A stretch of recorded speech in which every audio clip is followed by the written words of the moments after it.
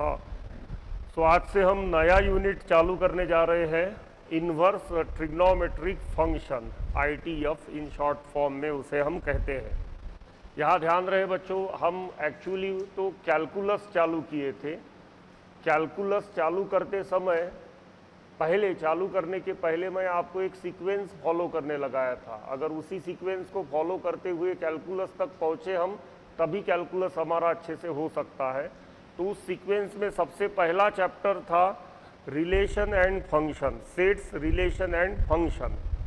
बिना फंक्शन पढ़े हम कैलकुलस का कोई चैप्टर नहीं पढ़ सकते। तो हमारा सेट, रिलेशन, फंक्शन, इनइक्वालिटीज़, ये सब चीज़ें हम देखते देखते आए। लिमिट्स हमने कंप्लीट कर लिया था। लिमिट्स के जस्ट आफ्टर लिमिट्स हमें चालू करना चाहिए था कंटिन्यूटी, और कंटिन्यूटी के बाद डेरिवेटिव से लेके हम कैलकुलस पूरा कर लेते। लेकिन प्रॉब्लम ऐसे है कि बिना ITF, इन्वर्स ट्रिग्नोमेट्रिक फंक्शन पढ़े हम डेरिवेटिव नहीं पढ़ सकते हैं, कंटिन्यूटी नहीं पढ़ सकते हैं, क्योंकि कंटिन्यूटी में इन्वर्स ट्रिग्नोमेट्रिक फंक्शन कंटिन्यूटी के लिए चेक करने के लिए आएंगे। वैसे ही इन्वर्स ट्रिग्नोमेट्रिक फंक्शंस का आपको डेरिवेटिव भी निकालना है, वैसे ही इन्वर्स ट्रिग्नोमेट्रिक फंक्शन का आपको इंटीग्रेशन भी निकालना है। तो ये सब चीज़ें जब हम पढ़ते हैं तब फिर हमें अधूरा अधूरा पढ़ना पड़ेगा। तो इसीलिए लिमिट्स के बाद कंटिन्यूटी को स्टॉप करते हुए मैं पहले कौन सा चैप्टर आपका स्टार्ट किया हूँ, इन्वर्स ट्रिग्नोमेट्रिक फंक्शन। तो यहाँ पहले कुछ बेस डिस्कस कर लेते हैं। वैसे फंक्शन चैप्टर में हम सब कुछ पढ़ चुके हैं, फिर भी एक बार मैं रिवाइज कर देता हूँ। इसमें सबसे पहला वर्ड आता है inverse trigonometric function. Trigonometric function तो हमारा हो चुका है, अब उसका क्या करना है, हमें इन्वर्स ट्रिग्नोमेट्रिक फंक्शन भी पढ़ना है। तो इन्वर्स ट्रिग्नोमेट्रिक फंक्शन चालू करने के पहले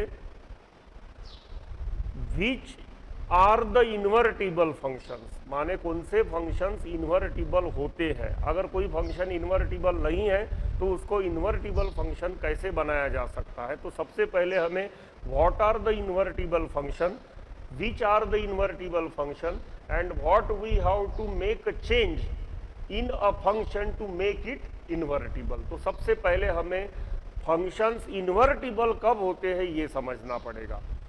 तो किसी भी फंक्शन को इन्वर्टिबल रहने के लिए, अब एक मैं फंक्शन यहाँ प्रिपेयर करता हूँ वेन डायग्राम से, जिसे मैं रिप्रेजेंट कर रहा हूँ। सपोज ये है सेट A, यह है सेट B। सेट A से B तक कोई फंक्शन क्या है, डिफाइंड है। सपोज सेट A में कोई कुछ एलिमेंट्स है, for example x1, x2, x3। Set B में इसकी इमेजेस है, for example y1, y2, y3 and y4। Suppose x1 is having its image y1, x2 is having its image y2, x3 is having its image y3। एक ये example लिया मैंने। दूसरा example, suppose कोई function a to b इस तरीके से defined है। a में एलिमेंट्स ले लेते हैं हम x1, x2 and x3। B में elements again y1, y2, y3, या y1 और y2 ये दो एलिमेंट्स ले लेते हैं हम। x1 is having its image y1, x2 is having its image y1 and x3 is having its image y2। ये दूसरा फंक्शन लिया मैंने। थर्ड फंक्शन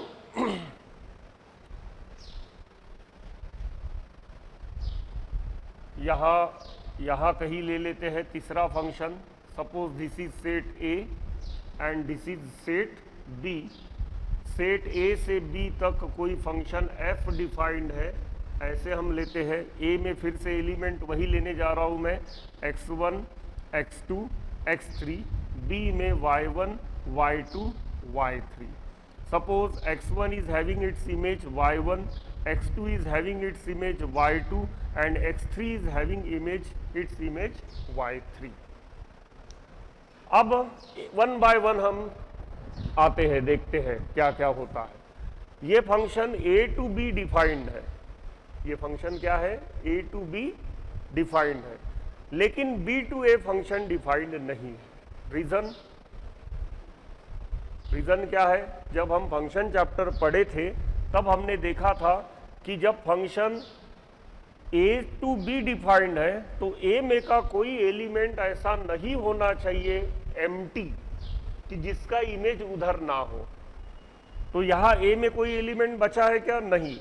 x1 का भी इमेज है, x2 का भी इमेज है और x3 का भी इमेज है, माने all the 3 elements are having their images in set b। तो a टू b फंक्शन ये डिफाइंड है, लेकिन अगर मैं b टू a सोचूं तो उल्टा सोचना पड़ेगा। कैसे? y1 is having its pre image as x1, y2 is having its pre image as x2 and y3 is having its pre-image as x3, but y4 is not having its pre-image. Okay, actually इसे बच्चों अभी image बोलना चाहिए, pre image नहीं। Pre image कब? जब a to b function defined है और हम b टू a चेक कर रहे हैं। लेकिन मैं क्या बोल रहा हूं, function b to a defined है या नहीं है ये चेक करना है हमें। तो b टू a में b क्या हो गया? डोमेन हो गया, और a क्या हो गया? कोडोमेन हो गया। b टू a ऐसे देखने जा रहे हैं हम। तो b डोमेन और a codomain. a to b देखने जाते हैं तब a डोमेन और b कोडोमेन। तो डोमेन में किसी भी फंक्शन के कोई एलिमेंट खाली पीली बैठा हुआ नहीं चाहिए। अगर मैं इसे b से लेके a तक देखूं तो y4 नाम का एलिमेंट खाली पीली बैठा हुआ है। ऐसा किसी फंक्शन में कभी भी पॉसिबल नहीं है। समझ में आया ना? फंक्शन माने एक प्रकार का मैकेनिज्म है, उसमें आप इनपुट डालते हो तो उसका आउटपुट मिलना ही चाहिए, ठीक है ना? तो यहाँ ये सब आप इनपुट अगर डाल रहे होंगे तो उसका आउटपुट आपको मिलेगा ही मिलेगा। यहाँ ये एलिमेंट बचा हुआ नहीं रहेगा। तो ये function b to a defined नहीं है। b टू a डिफाइंड नहीं है माने ये इन्वर्टिबल नहीं है।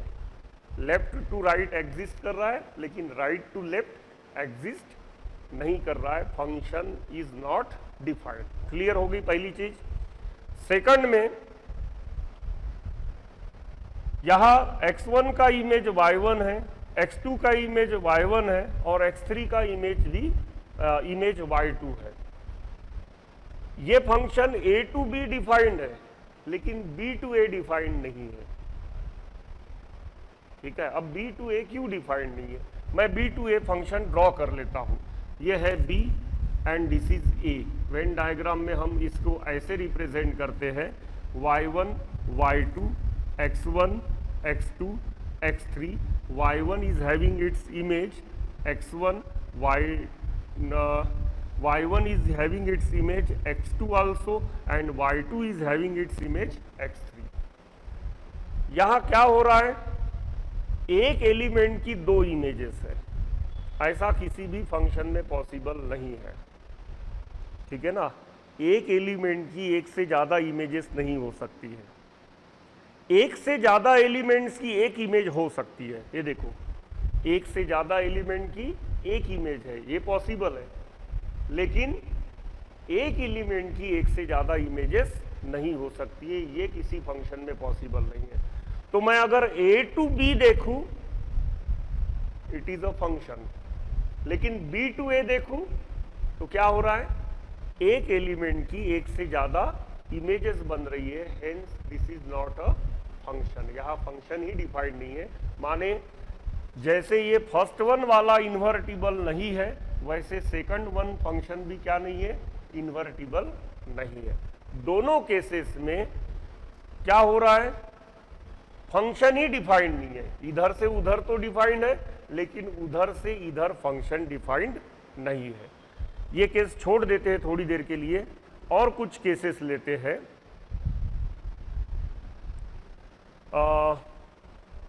और कुछ केसेस लेते हैं माने या फिर ठीक है, इनफ है। ये 1-1 के लिए हो गया या 1-2 के लिए हो गया। ये वाला एक तीसरा ले लेते हैं और फिर कंक्लूड करके इसका निचोड़ निकाल लेते हैं। क्या समराइज कर सकते हैं वो देखते हैं। तो यहां इसमें देखो, अब a to b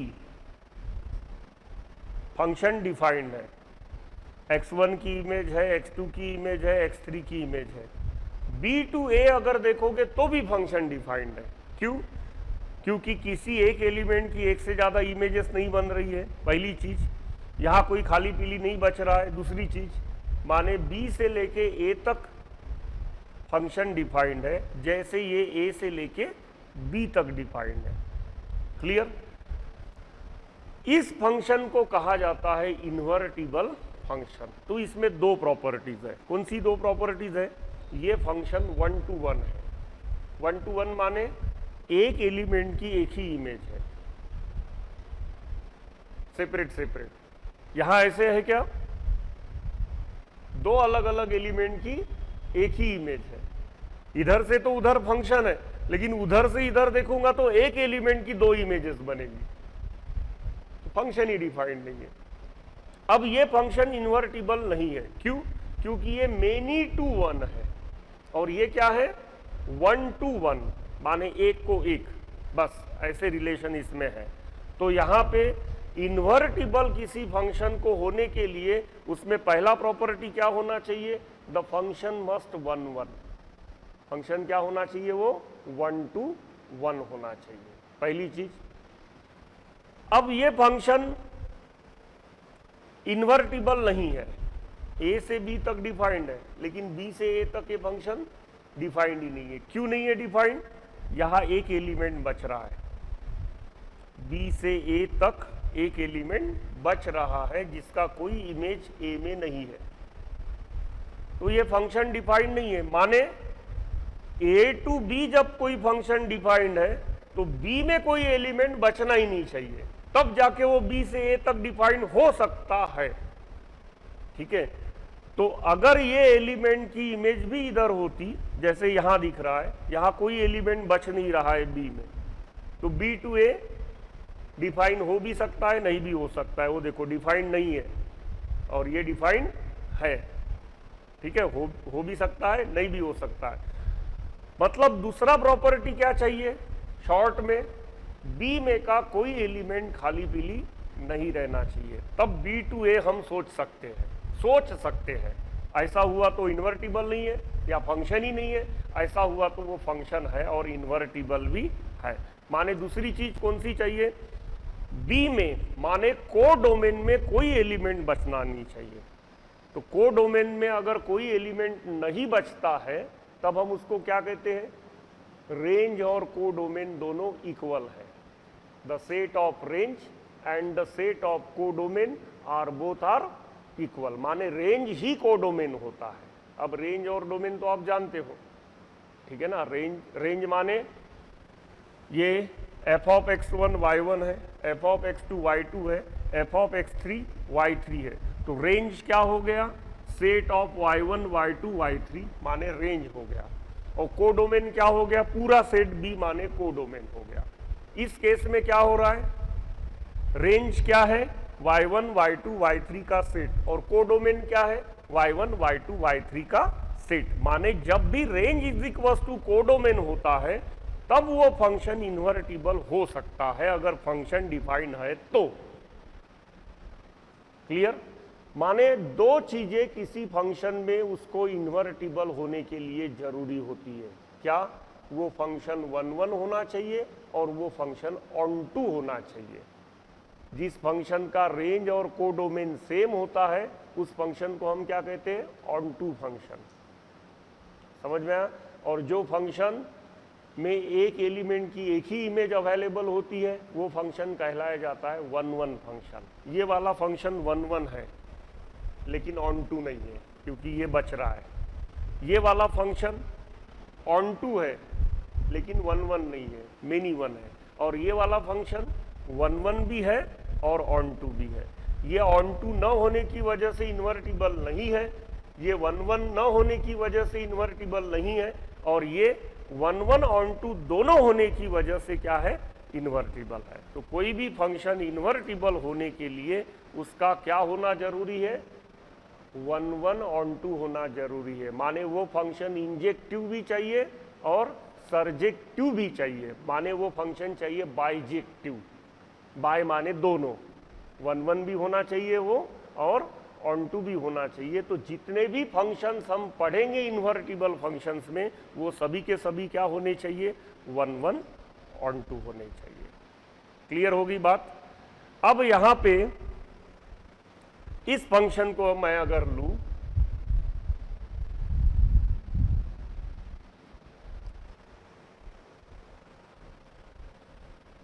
f of x1 is equal to क्या है, y1। f of x2 is equal to क्या है, y2। और f of x3 is equal to क्या है, y3। ये फंक्शन f कहां से कहां तक डिफाइंड है, a to b, such that f of x1 is equals to y1, f of x2 is equals to y2 and f of x3 is equals to y3। तो f inverse क्या होना चाहिए, f inverse होना चाहिए b to a। f inverse क्या होना चाहिए, b to a, such that f of y1 is equals to क्या होना चाहिए, x1। f inverse of y2 क्या होना चाहिए, x2। और f इनवर्स ऑफ y3 क्या होना चाहिए, x3 होना चाहिए। समझ में आया। थोड़ी देर के लिए इनवर्स ये हटा देता हूं मैं ताकि आपका कंफ्यूजन ना हो, ठीक है। मैं b टू a लिखा हूं फंक्शन क्या लिखा हूं मैं, b टू a। तो b to a f of y1 x1 होना चाहिए, f ऑफ y2 x2 होना चाहिए और f ऑफ y3 x3 होना चाहिए। इसको अगर वेन डायग्राम में मैं इधर से इधर एरो करके लिखूं तो इसे क्या कहेंगे हम, f इनवर्स। तो f इनवर्स अब लिख सकते हो y1 y2 y3। तो f इनवर्स y1 क्या हो गया, x1 हो गया। f इनवर्स ऑफ y2 क्या हो गया, वो x2। और f इनवर्स ऑफ y3 क्या हो गया, x3 हो गया। समझ में आई बात। तो शॉर्ट में आपको क्या ध्यान में रखना है, किसी भी फंक्शन को इन्वर्टिबल होने के लिए उस फंक्शन का बाइजेक्टिव होना जरूरी होता है। बाइजेक्टिव होना माने वो फंक्शन 1 1 और ऑन टू होना चाहिए। क्लियर पिक्चर यहां तक। अब हम जो करने जा रहे हैं, हम करने जा रहे हैं इन्वर्स ट्रिग्नोमेट्रिक फंक्शन की शुरुआत। अब इन्वर्स ट्रिग्नोमेट्रिक फंक्शन की शुरुआत करने जा रहे हैं माने जो 6 हमने ट्रिग्नोमेट्रिक फंक्शंस देखे हैं उनके इन्वर्सेस कैलकुलेट करने जा रहे हैं हम। तो सबसे पहला फंक्शन लेके देखते हैं साइन एक्स। तो सपोज मैंने y is equals to f of x is equals to sine x ले लिया। अब आप जानते हो कि साइन एक्स का जो डोमेन है वो डोमेन हमेशा क्या होता है, r। पूरा रियल नंबर का सेट माने साइन एक्स का डोमेन हो गया। साइन एक्स का जो रेंज होता है, ठीक है, रेंज ऑफ f वो क्या होता है, क्लोज इंटरवल -1 to 1। अब साइन एक्स का अगर मैं ग्राफ बनाऊं तो वो ग्राफ कुछ ऐसे बनता है। इधर होता है 1, इधर होता है -1 और साइन एक्स का यहाँ होता है π/2। यहाँ सपोज पाई है, here suppose -π/2 and here suppose there is -π। तो साइन एक्स का ग्राफ कुछ ऐसे होता है, ठीक है ना। उल्टा हो गया, यहां से बनाना पड़ेगा मुझे ऐसे।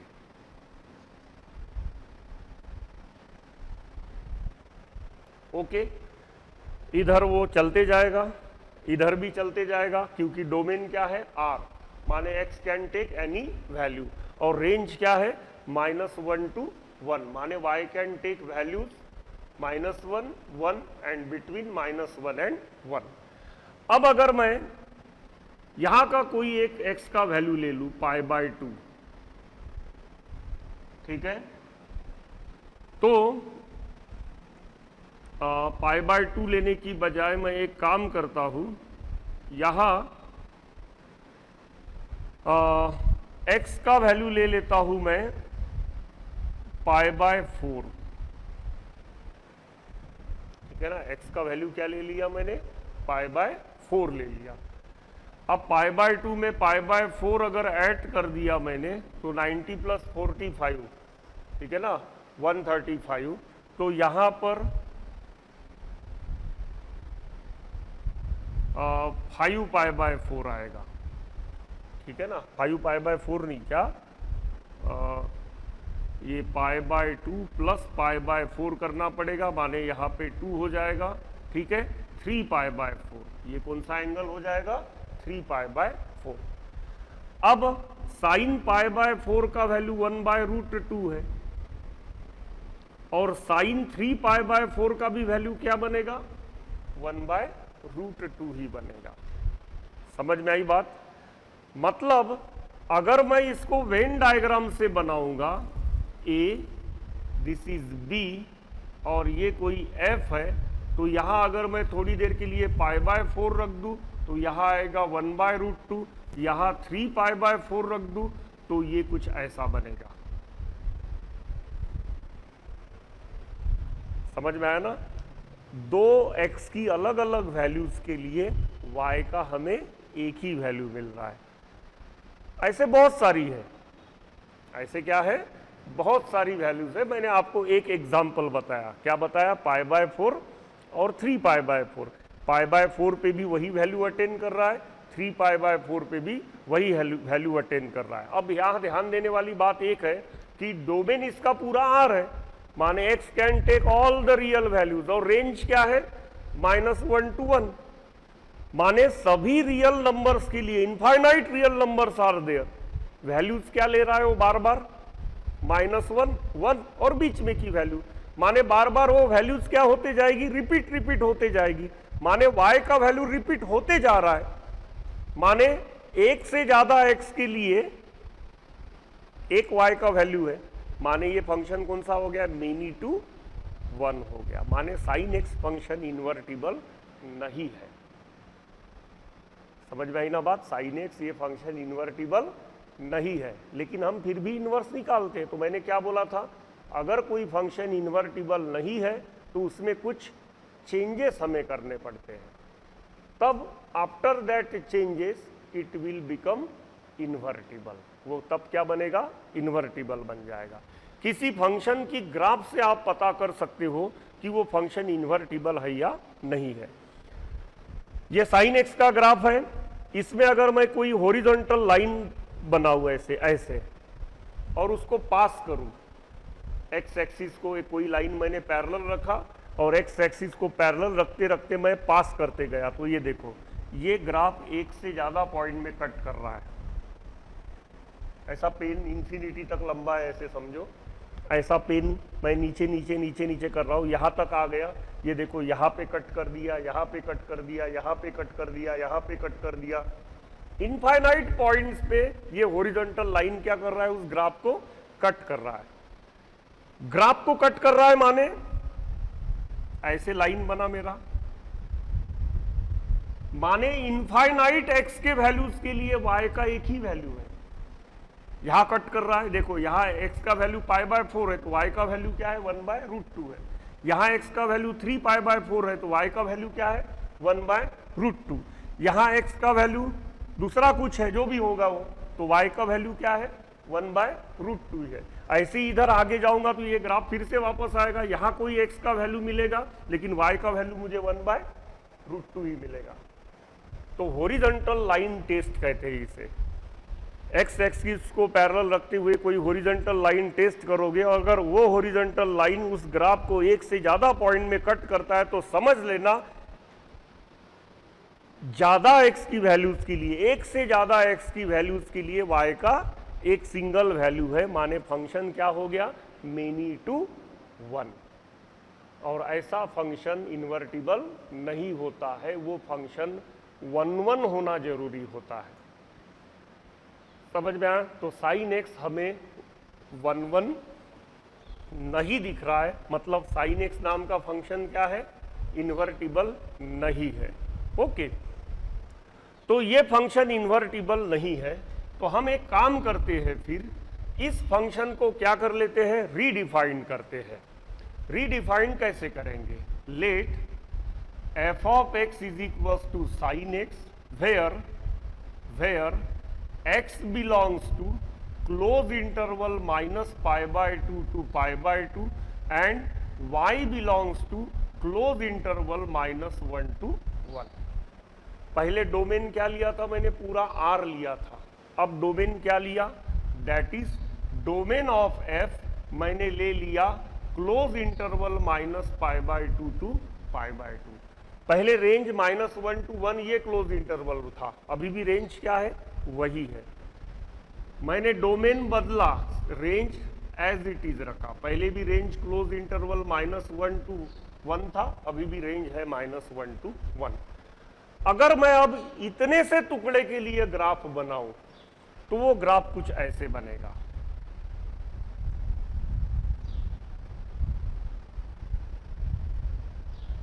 x, x dash, y, y dash, o, here it is suppose π/2 और इधर प्लॉट कर लेते हैं -π/2। अब ग्राफ बनाते हैं, यहाँ कहीं पे रहेगा 1 और यहाँ कहीं पे रहेगा -1। जब x का वैल्यू π/2 तो y का वैल्यू 1, जब x का वैल्यू -π/2 तो y का वैल्यू -1। तो ये ग्राफ कुछ ऐसे बनेगा।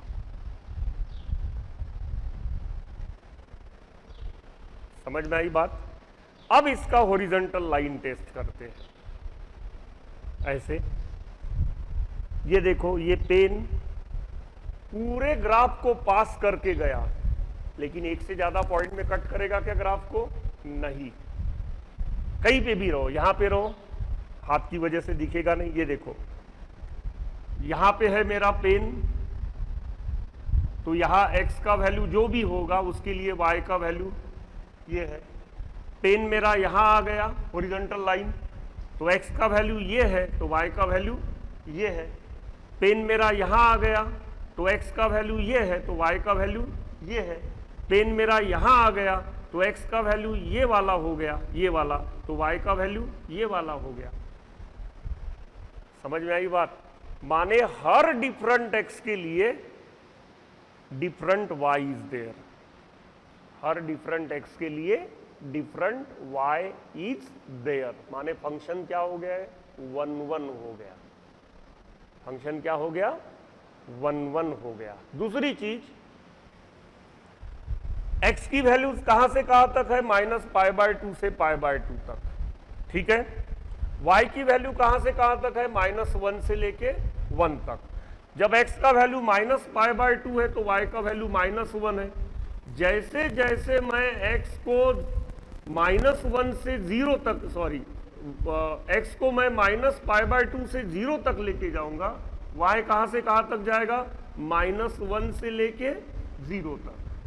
और जैसे जैसे मैं x को 0 से π/2 तक लेके जाऊंगा, वैसे वैसे y कहां से कहां तक जाएगा? 0 से लेके 1 तक।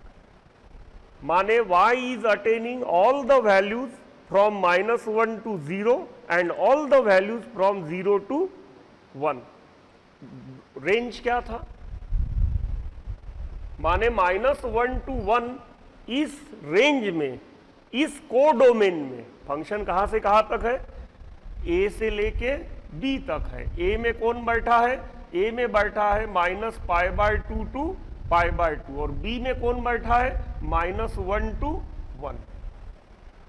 -π/2 को इंक्लूड करते हुए -π/2 से लेके π/2 तक इंक्लूडिंग π/2 जितने भी रियल नंबर्स है सबका अपना इमेज उधर है। समझ में आया? माने -1 से लेके 1 तक कोई भी नंबर में खाली पीली कोई नहीं बैठा है, सभी के सभी क्या हो रहे हैं? एसोसिएट हो रहे हैं। समझ में आया ना? माने ये फंक्शन क्या है? ऑन टू भी है, इधर का कोई एलिमेंट नहीं बच रहा है और इधर का तो बचना संभव ही नहीं है, फंक्शन ही डिफाइंड नहीं होगा। तो इधर का कोई एलिमेंट बच नहीं रहा है, हर एलिमेंट की अपनी इंडिविजुअल इमेज उधर सेपरेट इमेज है। माने फंक्शन 1 1 भी है और फंक्शन ऑन टू भी है। माने दिस फंक्शन इज इन्वर्टिबल। पहले इन्वर्टिबल नहीं था, आपने रीडिफाइन कर लिया तो क्या हो गया? वो इन्वर्टिबल हो गया। तो ध्यान रहे, पूरे के पूरे 6 ट्रिग्नोमेट्रिक रेशोज इन्वर्टिबल नहीं है। उनको इन्वर्टिबल बनाने के लिए एक स्पेशल ब्रांच हमें उस फंक्शन का लेना पड़ता है।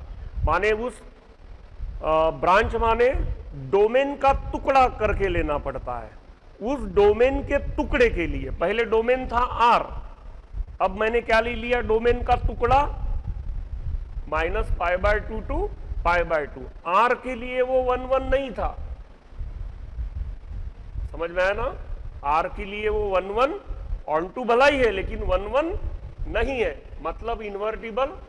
लेकिन आर का अगर मैंने टुकड़ा काट के ले लिया डोमेन का, कहां से कहां तक, -π/2 से π/2 तक, तो वो 1 1 भी हो रहा है और ऑन टू भी हो रहा है, माने तब वो इन्वर्टिबल हो रहा है।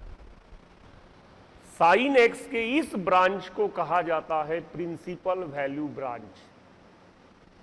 समझ में आई बात? मुझे ये जरूरी नहीं है कि यही टुकड़ा लूं मैं दूसरा भी टुकड़ा ले सकता था। दूसरा कौन सा टुकड़ा ले सकता था? मैं, ये था मेरा π/2, ये वाला और ये वाला, यहां क्या आएगा 3π/2। मैं ग्राफ का इतना टुकड़ा भी ले सकता था ना, यहां से लेके यहां तक, फिर भी ये क्या बनेगा 1 1 ऑन टू बनेगा।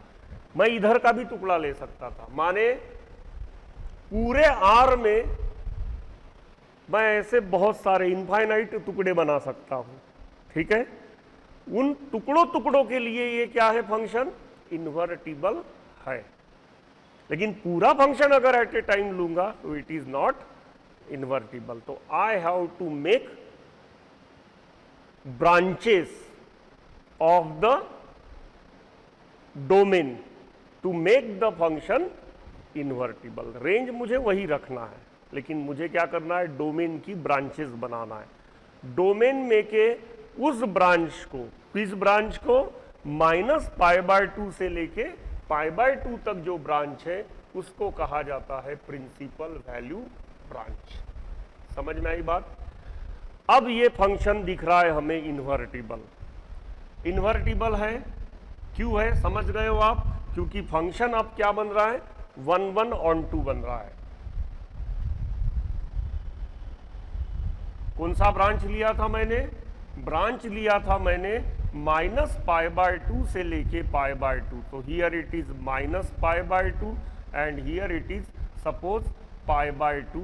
यहां कहीं पे 1 है तो यहां कहीं पे सपोज है -1। यहां से ऐसे कुछ मैंने ग्राफ बनाया था। This was graph of y is equals to sine x, या f of x is equals to sine x का ये ग्राफ था। क्लियर? अब ये इन्वर्टिबल है। अब इन्वर्टिबल है माने क्या होगा, ए सेट में कौन था, ए सेट में था -π/2 टू π/2। बी सेट में कौन था, -1 टू 1। पहले function a to b defined है, तब डोमेन था -π/2 टू π/2 और रेंज था -1 टू 1। अब फंक्शन इन्वर्टिबल है। इन्वर्टिबल है माने b से a तक ये फंक्शन डिफाइंड है। ये फंक्शन क्या है, b से a डिफाइंड है। ऐसे समझो कि आपके पास में कोई आटा पिसाने वाली ऐसी चक्की है कि आप इनपुट गेहूं डालते हो तो आउटपुट आटा मिल रहा है। आपने इनपुट उधर से आटा डाल दिया तो इधर से आउटपुट क्या मिलेगा आपको, गेहूं मिलेगा। समझ में आई बात? That is known as invertible function. ऐसा ऑलवेज नहीं होता है, प्रिंसिपल वैल्यू ब्रांच के लिए होता है। -π/2 टू π/2 की बात कर रहे हैं हम, उस ब्रांच के लिए होता है। ठीक है। अब ये b टू a डिफाइंड है। जब a टू b डिफाइंड था तो a टू b डिफाइंड है f, तो उसका डोमेन कौन है, -π/2 टू π/2, और रेंज कौन है, -1 टू 1। लेकिन b टू a जब डिफाइंड रहेगा तब ये कौन बन जाएगा, डोमेन, और ये कौन बन जाएगा, रेंज।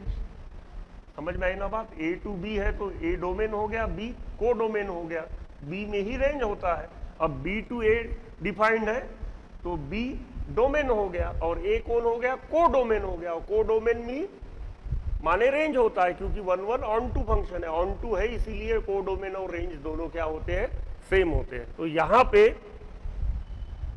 एफ इनवर्स जब हम बना रहे हैं तो जो पहले रेंज था वो कौन बन रहा है, डोमेन, और जो पहले डोमेन था वो कौन बन रहा है, रेंज। समझ में आई बात? तो इस तरीके से अब हमारा एफ इनवर्स क्या हो जाएगा, F inverse is the function from B to A. ठीक है, मैं बी टू ए लिखने की बजाय बच्चों यहां पे ऐसे लिख लेता हूं, -1, 1 2 -π/2 टू π/2। पहले कहां से कहां तक था, ठीक है ना, यहां लिख लेता हूं, f from -π/2, π/2 to -1, 1 defined as f of x is equals to sin x। अब फंक्शन क्या है, f inverse from -1, 1 to -π/2 to π/2 defined as f inverse of x is equals to sine inverse. समझ में आई बात?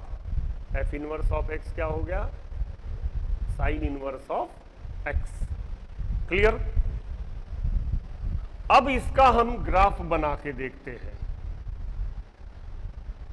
ग्राफ बनाते समय क्या चेंजेस हो रहे हैं वो समझ लेते हैं और फिर सबको मस्त एट ए टाइम एंजॉय करते हैं। फिर से एक बार ग्राफ बना के, ध्यान रहे बच्चों ये पूरा बेसिक है। साइन इनवर्स जब भी बोला तो सब चीजें आपकी मेमोरी कार्ड में फटाफट आ जानी चाहिए कि इनवर्स फंक्शन का डोमेन ये होता है, रेंज ये होता है, प्रिंसिपल वैल्यू ब्रांच ये होता है, ग्राफ ऐसे होता है, 1 1 होता है, ऑन 2 होता है, ऑड होता है या इवन होता है, सब चीजें इंक्रीजिंग होता है या डिक्रीजिंग होता है। फटाक से with in the click file आपके माइंड में ओपन हो जानी चाहिए, तब जाके इसके न्यूमेरिकल्स आप सोच सकते हो। ठीक है, अब एफ इनवर्स एक्स का ग्राफ निकालना है तो डोमेन माने एक्स एक्सिस पे रिप्रेजेंट करना है। तो एक्स एक्सिस पे अब कौन आएगा, यहां आएगा 1 और यहां आएगा -1। यहां क्या था, y एक्सिस पे 1 और -1 था, अब कौन हो गया, x एक्सिस पे 1 और -1 हो गया। क्यों? क्योंकि यहां डोमेन कौन था, -π/2 टू π/2 था, तो x एक्सिस पे -π/2 टू π/2 आया और y एक्सिस पे कौन आया, -1 टू 1। यहां उल्टा है, डोमेन -1 टू 1 है तो x एक्सिस पे -1 टू 1 आएगा और y एक्सिस पे कौन आएगा, π/2 to -π/2। This is π/2 and this is -π/2। समझ में आई बात? अब यहां पे x का वैल्यू जब 1 रहेगा तो साइन इनवर्स 1 क्या होगा, π/2। साइन π/2 अगर 1 है तो साइन इनवर्स 1 क्या होगा, π/2 होगा। मैं कुछ एग्जांपल्स आपको देता हूं। ये सपोज सेट A है, ये सपोज सेट B है। A में लेना है हमें -π/2 से लेके π/2। अब इसके बीच में इनफाइनाइट नंबर्स है, मैं वो पूरे नहीं ले सकता हूं, तो मैं कुछ एग्जाम्पल के लिए ले लेता हूं। सपोज यहाँ -π/2 है, π/4 है, पहले π/6 ले लेते हैं, π/4 है, ठीक है, π/3 है और π/2 है। इनफाइनाइट होते हैं, मैंने कुछ उसमें के सिलेक्ट कर लिया। यहाँ -1 है, 1/2 है, 1/√2 है, √3/2 है और 1 है। ठीक है, -π/2 है, ये बात कर रहा हूं मैं f की, माने किसकी, साइन x की। तो sine -π/2 -1, sine π/6 1/2, sine π/4 1/√2, sine π/3 √3/2, sine π/2 1। अब जब मैं इधर से इधर डिफाइन करूंगा एफ इनवर्स माने b टू a, तो साइन साइन -1 क्या बनेगा, -π/2। समझ में आया? साइन 1/2 कौन बनेगा, π/6। साइन 1/√2 कौन बनेगा, पाई बाय 4।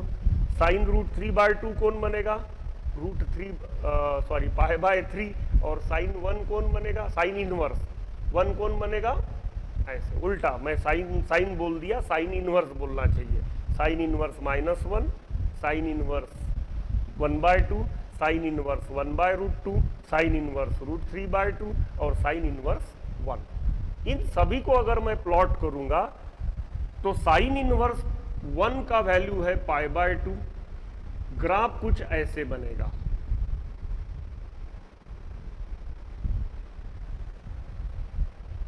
समझ में आई बात? ग्राफ फ्री हैंड से ज्वाइन कर रहे हैं। सपोज ये सभी पॉइंट्स हमने प्लॉट कर दिया यहाँ पे। कौन कौन पॉइंट? एक पॉइंट रहेगा -π/2, सॉरी, एक पॉइंट रहेगा -1 -π/2, एक पॉइंट रहेगा 1/2 π/6, एक पॉइंट रहेगा 1/√2 π/4, एक पॉइंट रहेगा √3/2 π/3, एक पॉइंट रहेगा 1 π/2। इन सभी पॉइंट्स को सपोज मैंने प्लॉट करके फ्री हैंड से ज्वाइन किया तो मेरा ग्राफ कुछ ऐसे बनता है। क्लियर? अब दोनों ग्राफ को हम मैच करते हैं, ठीक है ना। दोनों ग्राफ को अगर हम मैच करें तो यहां पे साइन एक्स का graph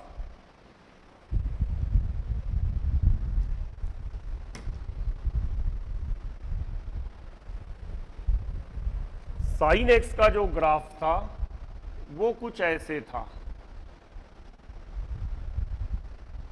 x, x dash, y, y dash, this is π/2, this is -π/2, this is -1, this is +1। Sign x का ग्राफ कुछ ऐसे था, यह है 0। और साइन इनवर्स एक्स का ग्राफ कुछ ऐसे। ठीक है, डिफरेंस क्या है? यहां का एक्स एक्सिस तो यहां का कौन है? Y axis. और यहां का वाई एक्सिस तो यहां का कौन है? X axis. There we saw domain converts into range and range converts into domain. Domain का रेंज बन रहा है।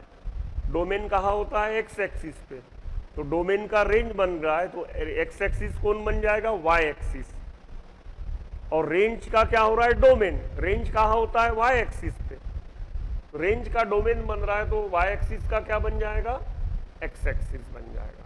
तो एक्सिस का चेंज हो गया। कुछ चीजें और समझते हैं यहाँ पे। इस ग्राफ को, ये ग्राफ है y is equals to sine inverse x का, और ये ग्राफ है y is equals to sine x का। इस ग्राफ को अगर हम चेक करें तो इसको अगर मैं 180 डिग्री रोटेशन में रोटेट करूं पूरा अबाउट द ओरिजिन, तो ये वाला पंखुड़ी यहां आ जाएगा और ये वाला यहां चले जाएगा। माने ग्राफ अपने आप को खुद को क्या करेगा? रिपीट करेगा। ठीक है ना। आप किसी पेज पे साइन एक्स का ग्राफ ऐसे बनाओ, घुमाओ उसको पेज को 180 डिग्री रोटेशन में, आपको फिर से ग्राफ किसका मिल जाएगा? साइन एक्स का ही मिल जाएगा। ठीक है। ऐसा जिस ग्राफ में भी प्रॉपर्टी होता है वो फंक्शन क्या कहलाया जाता है? ऑड फंक्शन कहलाया जाता है। क्या फंक्शन कहलाया जाता है? ऑड। तो साइन एक्स ये फंक्शन क्या था? ऑड था। पहला पॉइंट हमारा क्या निकला है? साइन एक्स वॉज एन, ये सब हम पढ़ चुके हैं ट्रिग्नोमेट्रिक फंक्शन में, बहुत डिटेल में पढ़ाया हूं मैं ये। तो साइन एक्स ये फंक्शन ऑड है, माने that is sine minus x is equal to क्या मिलेगा आपको? माइनस साइन एक्स मिलेगा। प्रूव करके बताता हूं मैं। यहां कोई पॉइंट ले लो, क्या रहेगा? π/4।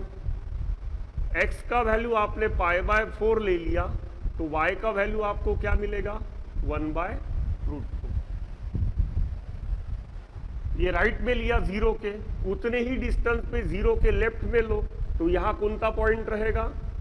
-π/4। ठीक है।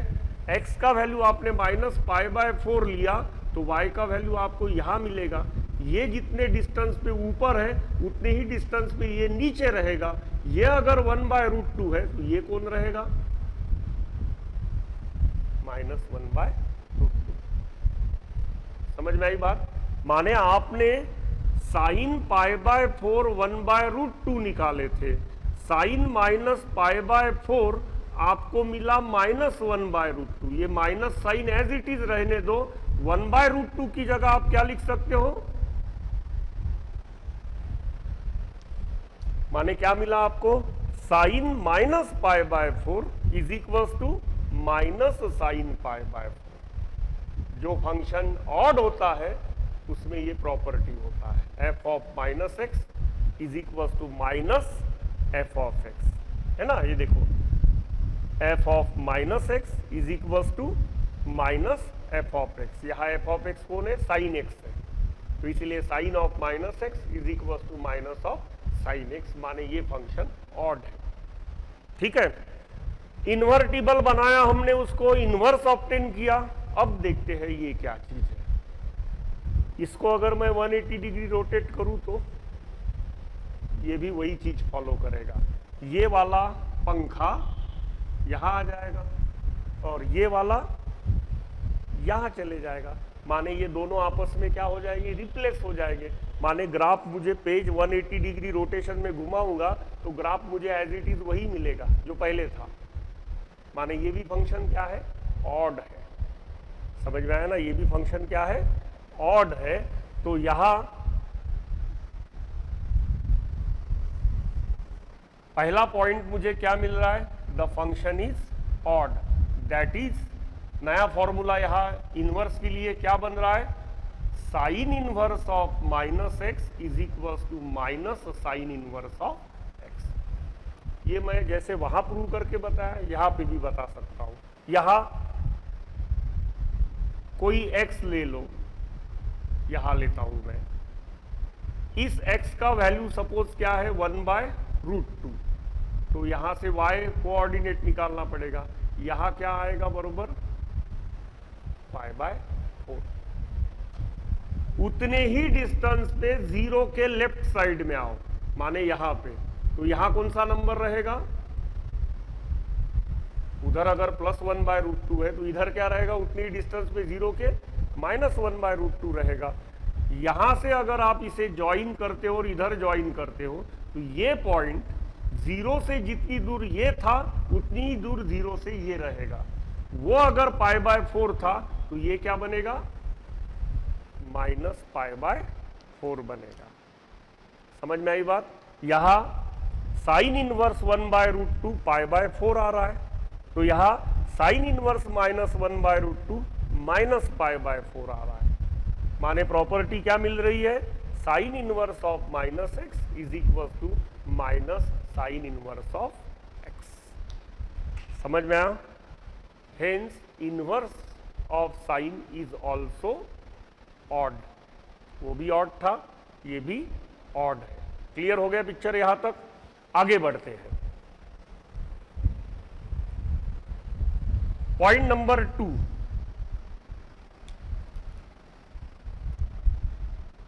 ये थोड़ा ये हटा के मैं इधर लिख लेता हूं, y is equals to sine x। ये दो ग्राफ है अलग अलग। सेकंड पॉइंट, पहले साइन के लिए देखते हैं।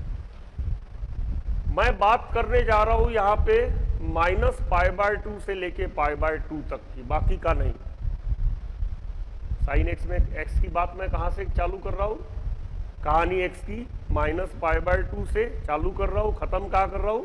π/2 पे। Means always we are playing in principal value branch. बाकी का माइंड में से मैं सभी के लिए पढ़ा देता हूं आपको ग्राफ ये, ठीक है ना? ऐसा जरूरी नहीं है प्रिंसिपल वैल्यू ब्रांच रहना चाहिए, सभी के लिए ग्राफ बन जाएगा बाद में। पहले इतना टुकड़ा अच्छे से एंजॉय कर लो। सेकंड पॉइंट, अगर मैं x का वैल्यू -1/2 से लेके -π/2 से लेके π/2 तक लेके जाऊं तो देखो मेरा ग्राफ में y का वैल्यू बढ़ते जा रहा है कि घटते जा रहा है? बोलो, बढ़ते जा रहा है। मीन्स जैसे जैसे मैं x का वैल्यू इंक्रीज करते जा रहा हूं y का वैल्यू क्या होते जा रहा है, इंक्रीज होते जा रहा है। पेन मेरा नीचे से ऊपर जा रहा है कि ऊपर से नीचे आ रहा है, नहीं, पेन मेरा नीचे से ऊपर जा रहा है। ऐसे फंक्शन को हम क्या कहते हैं, इंक्रीजिंग फंक्शन। ऐसे फंक्शन को हम क्या कहते हैं, increasing function. Clear? as x increases, y also increases. When we draw the graph, our pen start from down and goes to up, ऊपर जाएगा। किसी किसी ग्राफ में ऐसे भी होता है, माने पेन ऊपर से, नीचे से जब पेन ऊपर जाता है तो आप y एक्सिस के ऐसे जा रहे हो ना, माने y का वैल्यू बढ़ रहा है, और ऊपर से जब नीचे आ रहे हो तब x तो इंक्रीज हो रहा है, x का इधर का वैल्यू लिया आपने, ऐसे ऐसे जब आ रहे हो तो x तो इधर इधर बढ़ते जा रहा है, लेकिन y घटते जा रहा है। वैसे ही देखो, x का वैल्यू -π/2 तो y का -1, x का वैल्यू -π/4 तो y का -1/√2, x का वैल्यू 0 तो y का वैल्यू 0, x का वैल्यू π/4 तो y का वैल्यू 1/√2, x का वैल्यू π/2 तो y का वैल्यू 1। x बढ़ते जा रहा है तो y भी, x कहां से कहां तक जा रहा है, -π/2 से π/2 तक बढ़ते जा रहा है, तो y भी -1 से 1 तक दोनों बढ़ते जा रहे हैं। Such function is known as an increasing function. लेकिन बात मैं कहा की कर रहा हूं, फिर से रिपीट कर रहा हूं, प्रिंसिपल वैल्यू ब्रांच -π/2 से लेके π/2 तक, नहीं तो ये इंक्रीजिंग डिक्रीजिंग दोनों है, समझ में है ना। साइन एक्स इंक्रीजिंग डिक्रीज, पूरा अगर ग्राफ बनाया तो फिर इसके आगे चलूंगा तो ये देखो, इधर से x बढ़ते जा रहा है लेकिन y घटते जा रहा है, और आगे जाऊंगा तो x बढ़ते जा रहा है, y भी बढ़ते जा रहा है, और आगे जाऊंगा तो x बढ़ते जा रहा है लेकिन y घटते जा रहा है। अलग अलग ब्रांच में साइन एक्स नाम का फंक्शन कभी इंक्रीजिंग है कभी डिक्रीजिंग है, लेकिन हम बात कर रहे हैं प्रिंसिपल वैल्यू ब्रांच की, the branch in which we made the domain from domain as the close interval -π/2 to π/2 and range वही -1 to 1 का क्लोज इंटरवल। क्लियर? तो इंक्रीजिंग है, तो इस डोमेन के लिए इंक्रीजिंग।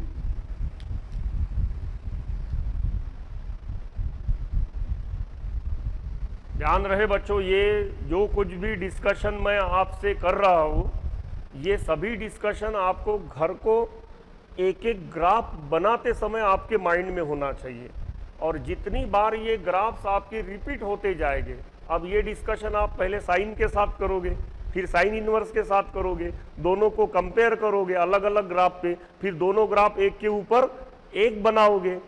जो कुछ भी आपके मेमोरी कार्ड में, माइंड के मेमोरी कार्ड में फिर फिक्स हो जाएगा, वो आखिरी तक फिक्स रहेगा। वो गलत तरीके से फिक्स नहीं होना चाहिए, वो प्रॉपर मैथमेटिकल तरीके से फिक्स होना चाहिए, और इसी का काम आपको पूरे कैलकुलस में है ना। कैलकुलस में सबसे इंपॉर्टेंट चैप्टर अगर कोई होता है तो वो है एप्लीकेशन ऑफ डेरिवेटिव में application of monotonicity, increasing function decreasing function, ठीक है। वहां पूरे ये मैदान में आ जाते हैं सभी के सभी, तो वहां आपको दिक्कत नहीं होना चाहिए। इसीलिए एक एक चीज मैं अभी आपकी क्या कर रहा हूं, हल्की करते जा रहा हूं, ताकि वहां सब ये आपको याद आ जाए, हाँ सर ने ऐसे पढ़ाया था, ये इंक्रीजिंग है, ये ऑड है, ये इवन है, ये नॉन है, ये क्यों इंक्रीजिंग है, ये क्यों डिक्रीजिंग है, ठीक है। तो यहां बिना बाउंड्री के मैं पढ़ा रहा हूं आपको, बाउंड्री क्रॉस करके चले जाएंगे हम, ठीक है, क्योंकि हमें एक एक फंक्शन अच्छे से एंजॉय करना है। चलो इंक्रीजिंग है ये तो ग्राफ से देख लिया हमने। अब फंक्शन क्या था? फंक्शन था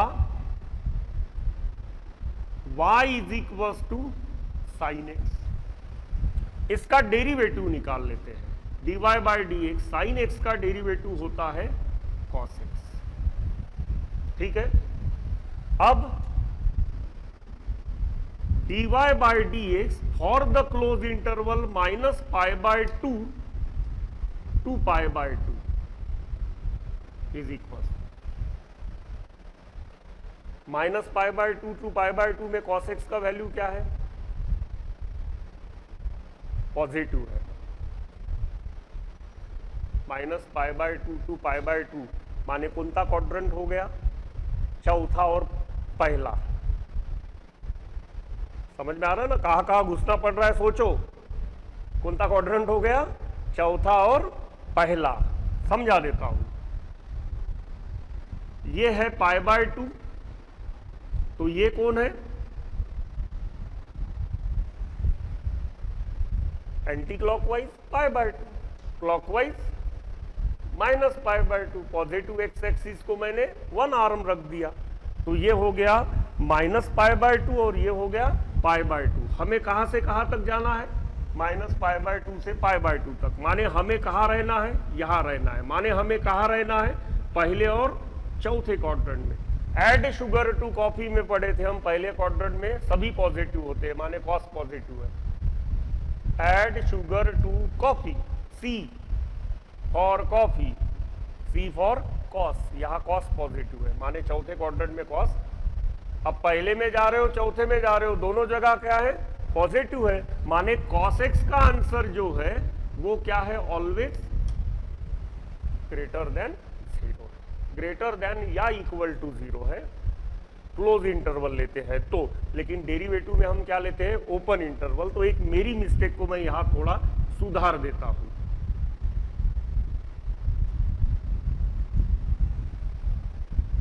लिखा तो भी चलेगा, लेकिन माइंड में क्या रखने का है?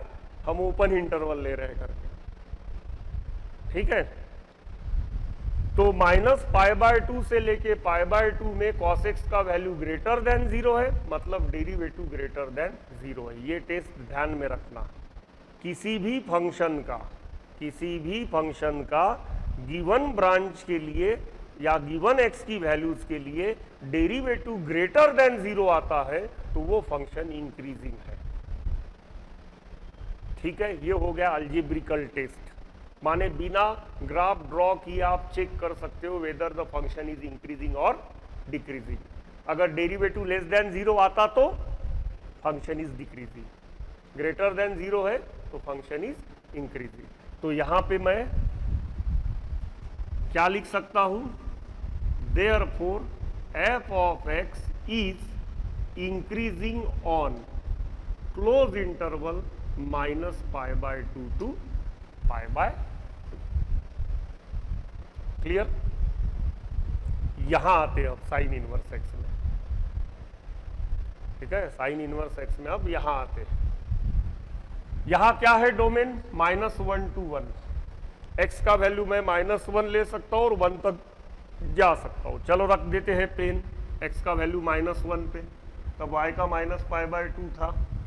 पेन आ गया यहां तक, x का वैल्यू -1/√2, y का वैल्यू माइनस पाई बाय 4। बढ़ गया y का वैल्यू कि घट गया? बढ़ गया। y का वैल्यू ये छोटा है ना, इससे जितना नीचे जाओगे उतना छोटा, जितना ऊपर जाओगे उतना बड़ा।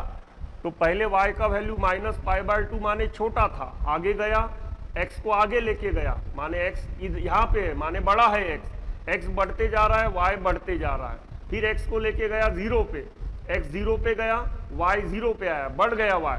फिर x गया पाई बाय 4 पे, तो y कहा जाएगा 1/√2 पे। सॉरी, x गया 1/√2 पे, तो y कहा जाएगा, ये यहाँ पे बना के रखा हूं मैं शायद, ये हाँ, x गया 1/√2 पे, तो y कहा गया पाई बाय 4 पे।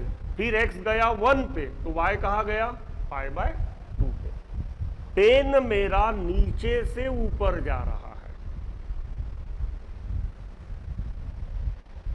Function again is increasing. बच्चे बड़े अजब गजब तरीके से सोचते हैं, क्या सोच समझ के सोचते हैं क्या पता।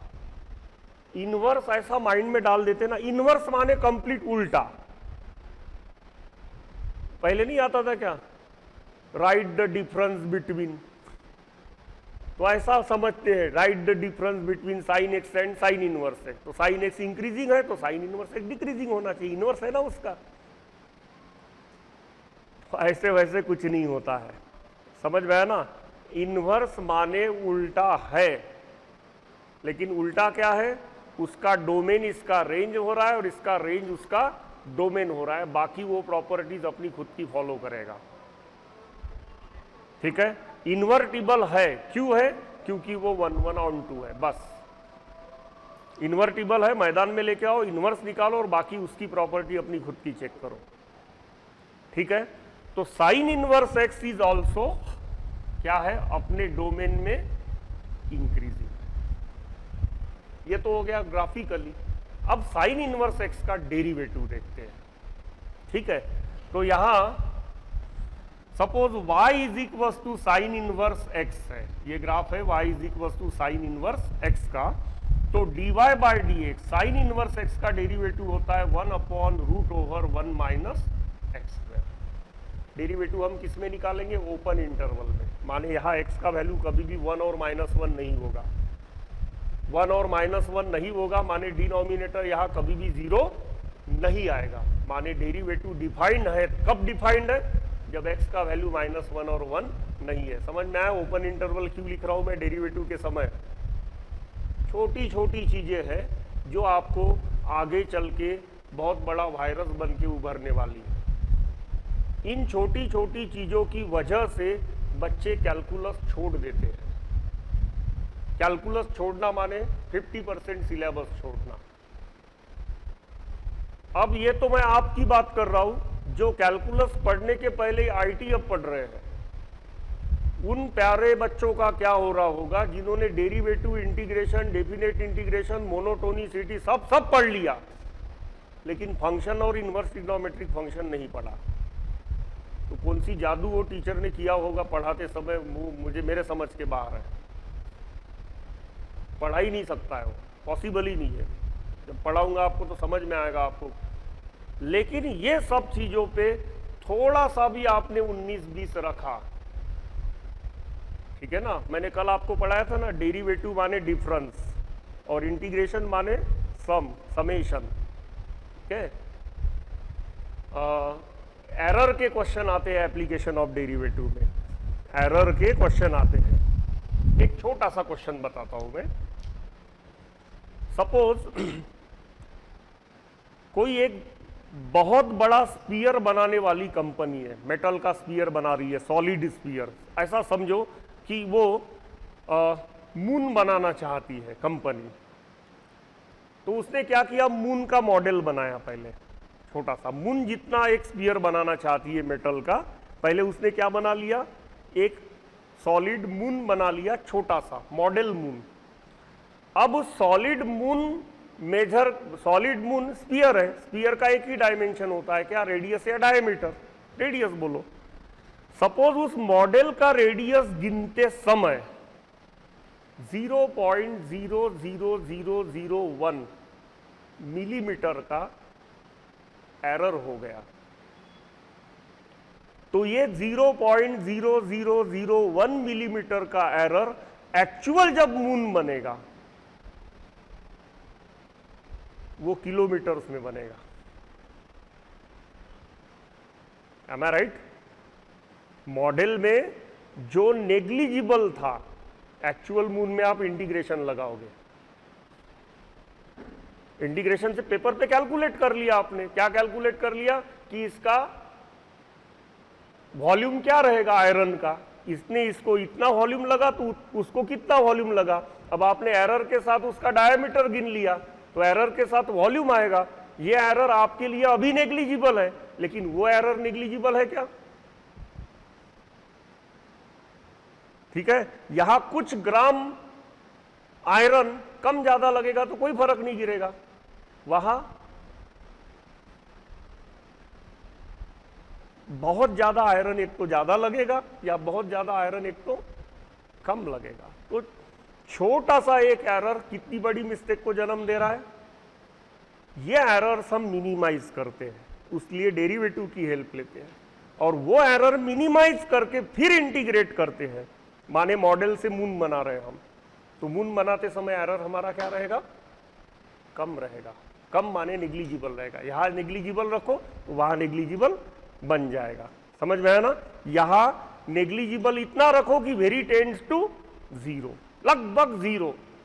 मैंने 0.001 mm बोला तो आप उसको कहां तक गए लेके 0.0000 जितना मून का डायमीटर होगा ना उतने जीरो लिखो, वहां तक डिस्टेंस लेके, और फिर लिखो 1। इतना एरर आप क्या कर रहे हो, मिनिमाइज कर रहे हो। That is called x tends to 0। Limit पढ़े हो आप, क्लियर? तो ये छोटी छोटी चीजें आपकी न्यूमेरिकल को समझने की सोच बनाता है, और जिसमें न्यूमेरिकल समझने की सोच है, क्वेश्चन में दिया क्या है और पूछा क्या है।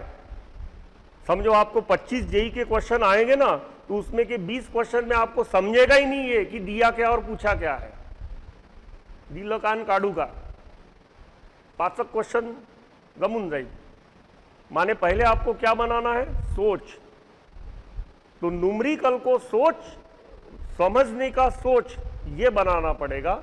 समझोगे न्यूमेरिकल को, तब उसको सॉल्व करने का टेक्निकल माइंड आपका बनेगा, और उसके लिए ये सब बेसिक्स, ये सोच है। सोच है माने sine inverse x, f of x is equal to sine inverse x, तो फटाफट सब माइंड में आ जाना चाहिए कि इसका ग्राफ ऐसे होता है, इसका डोमेन ये होता है, इसका रेंज ये होता है, ये इंक्रीजिंग है, ये ऑड है, या ऐसा है, ये वैसा, फलाना डिकाना, उसका पूरा ऑपरेशन। कंप्यूटर पे कोई फाइल किसी नाम से आप डाउनलोड करते हो, तो नाम को क्लिक किया तो पूरी फाइल ओपन हो जाती है ना। तो वैसे ही साइन इनवर्स एक्स ओपन कर दिया, आपके माइंड में आ गया, तो पूरी फाइल ओपन हो जानी चाहिए वो, तब जाके आप क्वेश्चंस को प्रॉपर तरीके से समझोगे, सोच सकोगे। After all it is game of thinking. Maths माने क्या है, थिंकिंग का गेम है। जो थिंकर बन गया वही, और थिंकर बनने वाले कौन होते हैं, कॉन्सेंट्रेट करने वाले। Clear no? तो increasing y is equal to, ये किसी को भी पूछ लेना, डेरिवेटिव में ओपन इंटरवल क्यों लेता है, लेते हैं, ठीक है ना। बहुत सारे इसके आगे चल के है, तो यूजुअल फॉर्मूला है, ऐसे कुछ भी आंसर। तो यहां ध्यान रहे -1 और 1 पे डेरिवेटिव एग्जिस्ट ही नहीं करेगा, डिनोमिनेटर क्या आ जाएगा, 0। तो यहां मैं dy बाय dx उस डोमेन में, this will imply dy by dx in the open interval -1 to 1। यहां वहां क्या लिया था, ओपन इंटरवल -π/2 टू इस डोमेन में, उसका डेरिवेटिव देखे थे, इस डोमेन में इसका डेरिवेटिव। अब मुझे एक बात बताओ, ये रूट ओवर 1 - x² है, बाहर साइन कौन सा है, प्लस। माइनस आ सकता है कि किसी भी हालत में, नहीं। रूट ओवर 1 - x² कभी नेगेटिव हो सकता है, नहीं। रूट ओवर 1 - x² कभी भी नेगेटिव नहीं हो सकता है। अब आप बोलोगे सर x का वैल्यू 3 रख दूं तो किस खुशी में 3 रखूंगा मैं, जब मुझे x का वैल्यू -1 से 1 तक ही रखना है, तो रेस्ट्रिक्ट हो गया ना मैं। तो अगर मुझे x का वैल्यू -1 से 1 तक ही रखना है, तो मैं 3 के बारे में क्यों सोचूं, -3 के बारे में क्यों सोचूं, मैं -1 के 1 के बारे में सोचूंगा। तो यहां आंसर क्या रहेगा, ऑलवेज नॉन नेगेटिव रहेगा। Means this derivative is always greater than. मैंने क्या कहा था, डेरिवेटिव अगर अपने डोमेन में ग्रेटर देन 0 है तो function is always increasing. This is the reason. So therefore f of x is increasing on close interval -1 to, इस इंटरवल में फंक्शन क्या है, इंक्रीजिंग। साइन एक्स भी इंक्रीजिंग था, साइन इनवर्स एक्स भी इंक्रीजिंग है। साइन एक्स भी odd था, साइन इनवर्स एक्स भी ऑड है। समझ में आया? Sine minus theta minus sine theta होता है, तो sine inverse minus theta minus sine inverse theta ही होता है। क्लियर होगी बात? अब इसमें आते हैं point number 3। F of x मेरे पास में था sine x. F of x मेरे पास में क्या है, साइन एक्स है। एफ डैश एक्स क्या होगा, कॉस एक्स। अगर मैं F double dash of x निकालूं तो फिर से क्या हो जाएगा, माइनस साइन एक्स। ठीक है, अब माइनस पाई बाय 2 से लेके पाई बाय 2 तक पहुंचने तक बीच में रास्ते में जीरो आ रहा है। ये जीरो पे ग्राफ की खासियत देखो, क्या है ग्राफ की खासियत,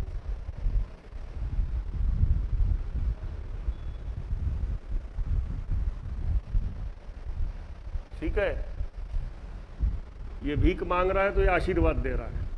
कॉन्केविटी अपनी क्या हो रही है, चेंज हो रही है। At which point, zero. ठीक है, f double dash of zero check करो, therefore f double dash of zero क्या आएगा, minus sine zero. Sine zero का वैल्यू क्या होता है, क्लियर। यहां से यहां तक f dash x greater than zero है, एफ डैश एक्स क्या है, ग्रेटर देन जीरो। यहां से यहां तक उधर again F dash x greater than zero है, लेकिन इस पॉइंट पे F double dash of x, F second derivative क्या है, जीरो है। जिस किसी पॉइंट पे सेकंड डेरिवेटिव, डोमेन के जिस किसी पॉइंट पे सेकंड डेरिवेटिव जीरो आता है, उस पॉइंट को कहा जाता है पॉइंट ऑफ इंफ्लेक्शन। क्या कहा जाता है, पॉइंट ऑफ इंफ्लेक्शन। वहां ग्राफ अपना कॉन्केविटी चेंज करता है। पहले वो कॉन्केव अप था, तो जीरो के बाद वो क्या बन रहा है, कॉन्केव डाउन बन रहा है। तो therefore at x is equals to 0, graph changes its concavity।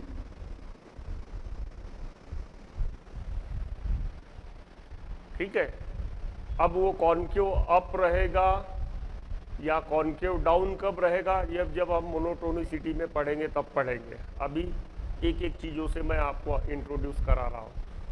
यहां देखो, ठीक है, यहां अगेन जीरो पे क्या कर रहा है, वो अपना कॉन्केविटी चेंज कर रहा है जीरो पे। अगर मैं इसका डेरिवेटिव निकाल लूं तो इसका डेरिवेटिव फिर से क्या आएगा, पता है क्या आपको, इसका डेरिवेटिव आएगा, यहां तीसरा पॉइंट मैं यहां लिख लेता हूं,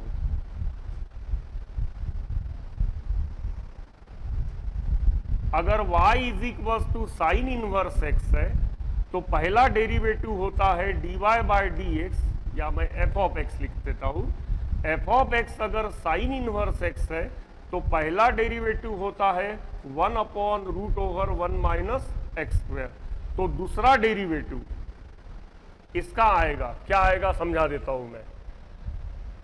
इस root over 1 minus x square को 1 upon root over 1 minus x square को क्या लिखो, 1 माइनस एक्स स्क्वायर का पावर माइनस 1/2, नीचे से ऊपर भेज दिया। अब रूल लगाओ, dy बाई डी एक्स क्या आएगा, dy बाई डी एक्स आएगा minus 1/2, 1 minus x square to the power minus 1/2 plus 1 n into x to the power n minus 1। ठीक है ना, यहां माइनस चाहिए था, n minus 1 into d d x of अंदर का फंक्शन, तो अंदर 1 है, 0 आएगा, एक्स स्क्वायर का माइनस 2x आएगा, minus minus plus, minus minus क्या हो जाएगा, प्लस हो जाएगा। तो ऊपर क्या बचेगा, x, 2 तो कैंसिल हो गए, और नीचे क्या आएगा, 1 minus x square to the power 3 by, derivative लिख लेता हूं, क्या आएगा, x divided by 1 minus x square to the power 3/2। ठीक है, इधर थोड़ा 19-20 है तो चलेगा, नो प्रॉब्लम। सेकंड डेरिवेटिव उधर निकाल के डायरेक्ट लिखा है आपके पास में, जब डेरिवेटिव होगा तब अच्छे से समझ ही जाओगे। ठीक है, अभी कोर कॉन्सेप्ट समझो। अब सेकंड डेरिवेटिव निकालो जीरो के ऊपर, तो क्या आएगा, आएगा ना जीरो, एक्स का वैल्यू जीरो रख दिया, तो सेकंड डेरिवेटिव जीरो पे ऊपर क्या आ रहा है, जीरो आ रहा है। मतलब therefore at x is equal to 0 graph changes its concavity. Graph अपना कॉन्केविटी क्या कर रहा है, चेंज कर रहा है, ठीक है। अब ये तो हमने एक छोटा सा प्रिंसिपल वैल्यू ब्रांच लिया, ये क्या किया हमने, एक छोटा सा प्रिंसिपल वैल्यू ब्रांच लिया। अगर मैं ये वाला ब्रांच नहीं लेता,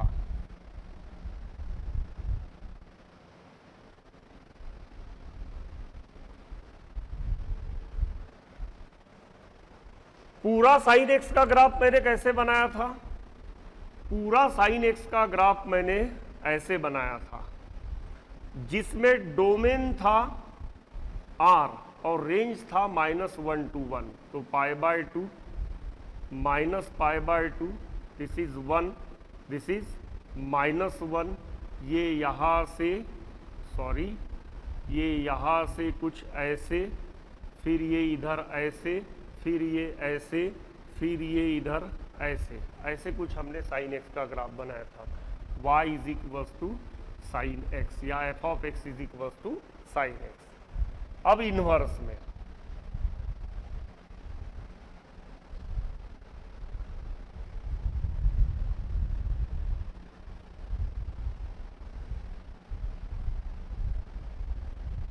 क्या एग्जाम्पल दिया था मैंने, इधर से गेहूं डालोगे तो उधर से आटा मिलेगा, उधर से आटा डालोगे तो इधर से गेहूं मिलेगा, लेकिन प्रिंसिपल वैल्यू ब्रांच के लिए,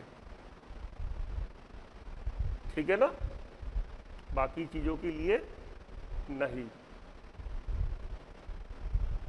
अब इनवर्स का ड्रॉ कर रहा हूं मैं, तो यहां लेना पड़ेगा मुझे -1, यहां लेना पड़ेगा सॉरी यहां लेना पड़ेगा 1, और यहां लेना पड़ेगा -1, यहां आएगा π/2 जो लिटिल बड़ा होता है किससे, 1 से, यहां आएगा -π/2।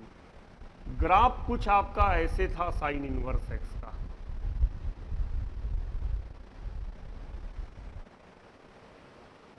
क्लियर। अगर मैं इसको थोड़ा ऊपर बढ़ा देता हूं, यहां π/2 है तो यहां कौन आएगा, पाई, ठीक है। साइन पाई या फिर साइन पाई का वैल्यू क्या होता है, 0। साइन पाई का वैल्यू क्या होता है, 0। तो साइन इनवर्स 0 का वैल्यू क्या होगा, पाई। माने ये ग्राफ ऐसे, ठीक है। इधर क्या रहेगा, इधर कहीं पे रहेगा -π, तो ये ग्राफ ऐसे।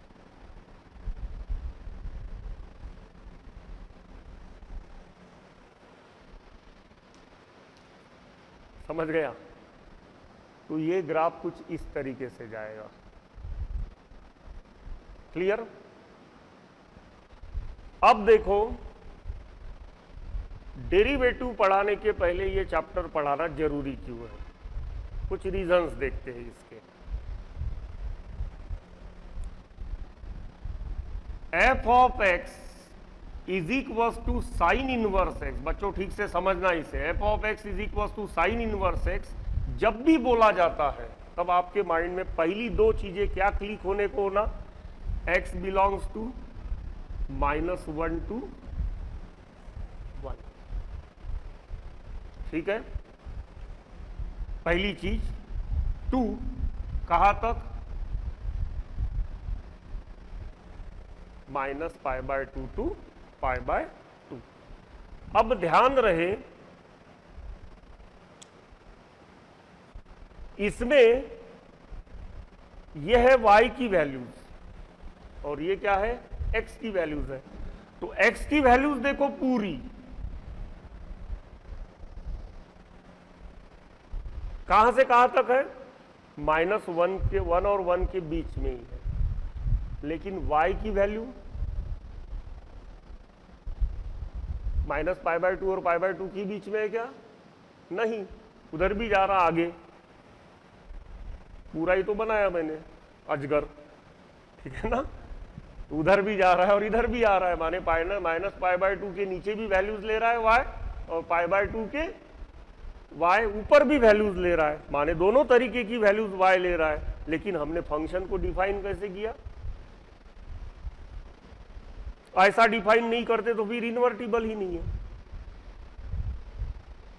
ऐसा डिफाइन नहीं करते तो फिर इन्वर्टिबल नहीं है। समझ में आई बात? अब यहां और यहां से यहां तक ये इसका रेंज है और ये इसका डोमेन है, तो डोमेन तो हर जगह सेटिस्फाई हो रहा है, रेंज हो रहा है क्या सेटिस्फाई? नहीं। तो कुछ बच्चे डेरिवेटिव में जब भी क्वेश्चन ऐसा आता है sine inverse of sine 2 theta,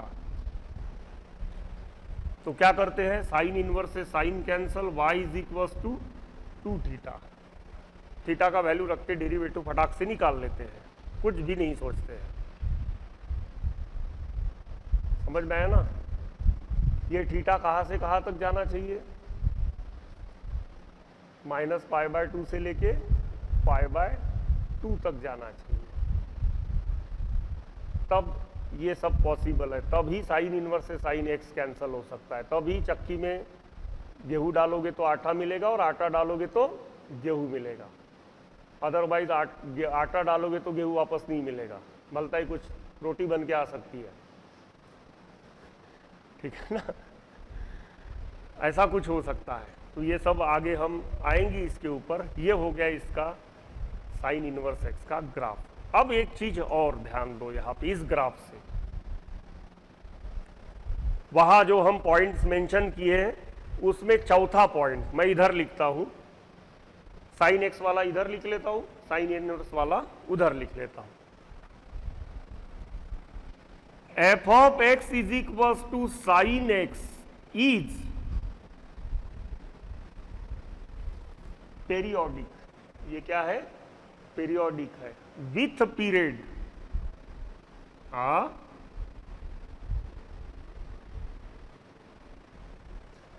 2 pi, periodic है ना, हर 2 पाई के बाद में रिपीट होते जा रहा है, यू कैन कॉपी पेस्ट, है ना। ये पीरियोडिक है क्या? नहीं है।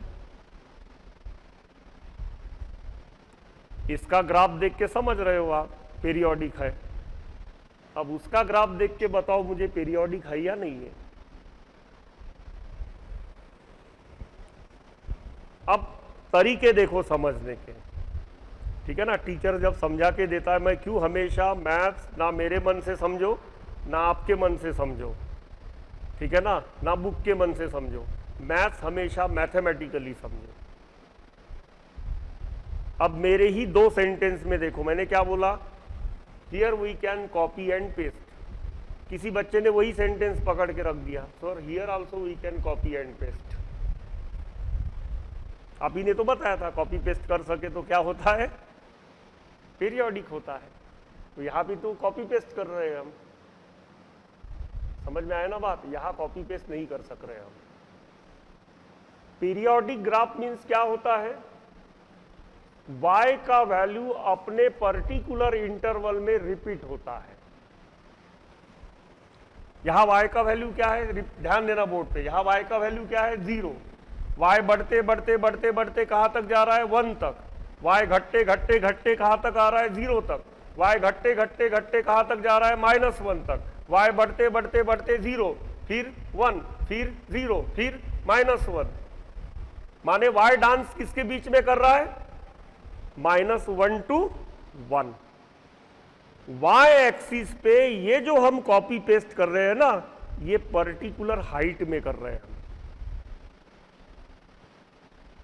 समझ में आई बात? जब भी पीरियोडिक है या नहीं है, ये समझने के लिए y एक्सिस पर का हाइट उस ग्राफ का क्या होना चाहिए? फिक्स होना चाहिए।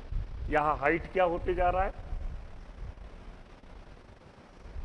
चेंज होते जा रहा है। माने कॉपी पेस्ट करो, ऐसा नहीं है, कोई नहीं, किसी ने नहीं रोका, लेकिन कॉपी पेस्ट करते समय वाई एक्सिस के अलोंग उसका विड्थ बोलो या हाइट बोलो, जो भी आपको बोलना है, वो क्या होना चाहिए, फिक्स होना चाहिए। यहां जब मैं कॉपी पेस्ट कर रहा हूं तो ऐसे ही जा रहा हूं ना, माने वाई एक्सिस पे फिक्स है। और यहां जब कॉपी पेस्ट करूंगा तो सर आपने बोला कि सर इतना टुकड़ा निकाल के चलो ऊपर उड़ते चलो या नीचे डूबते चलो, लेकिन वाई एक्सिस का हाइट चेंज हो रहा है। दिस इज नॉट पीरियोडिक, ठीक है। Sine inverse x is non periodic. कौन से नंबर का पॉइंट है, f of x is equal to sine inverse x is non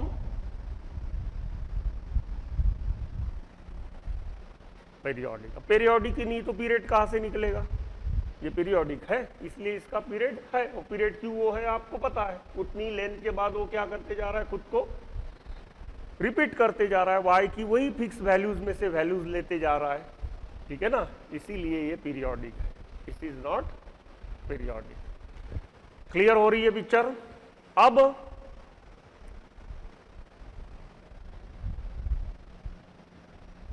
आखिरी की चीज इसमें, सब हम ग्राफ से खेल रहे हैं, समझ में आया ना। हमेशा मैं कहता हूं graph is the soul of maths. Graph maths का क्या है, आत्मा है।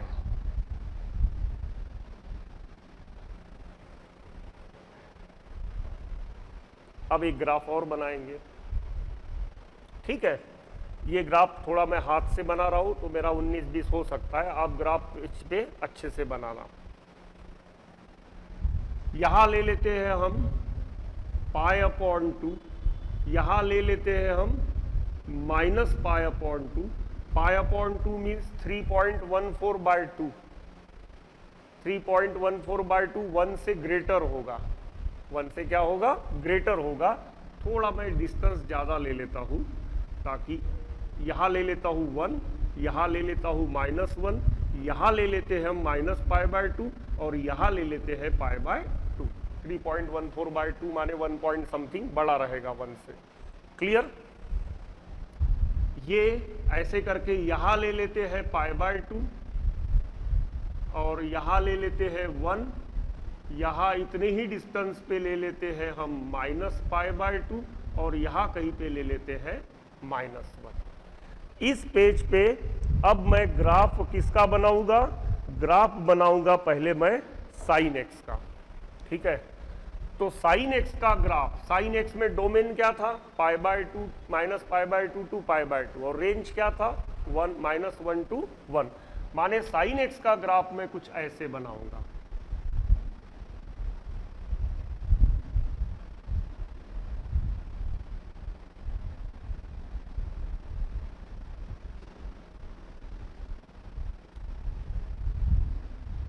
क्लियर। -1 तक गया हूं मैं, x -π/2 और इधर कहां तक जाना चाहिए था मुझे, 1 तक। समझ में आया ना किसका, ये साइन इनवर्स x का ड्रॉ कर दिया मैंने, ऐसी गड़बड़ होती है। बस मुझे ड्रॉ किसका करना है, साइन x का। चलो पहले साइन x का करना है, बाद में साइन इनवर्स x का। चलो आपके ध्यान में तो आ रहा है, ठीक है ना। हाँ, ये हो गया y = साइन एक्स का ग्राफ। अब साइन इनवर्स x का बना लेते हैं। तो साइन इनवर्स x का ग्राफ कहां से कहां तक रहेगा, -π/2। जब x का वैल्यू -1 रहेगा तब y का -π/2 रहेगा, और जब x का वैल्यू 1 रहेगा तब y का वैल्यू π/2 रहेगा।